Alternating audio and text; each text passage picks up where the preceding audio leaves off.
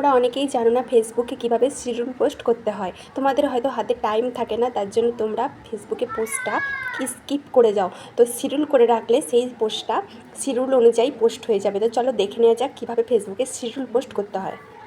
First আমি Facebook প্রোফাইলে চলে গেলাম।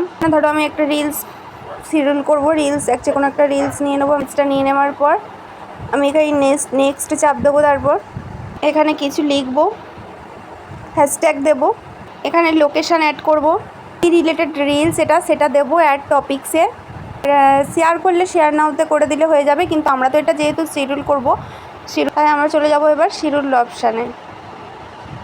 এই যে শিডিউল যে অপশানটা আছে এই অপশানে চলে যাব। আর দেখাচ্ছে শিডিউল ফর লেটার, এখানে শিডিউল অপশানে টাচ করব। তারপরে আমাদের দেখো ডেট দিয়ে দেবে। ধরো তুমি যেই তারিখে এটা পোস্ট করতে চাইছো সেই তারিখটা দেবে।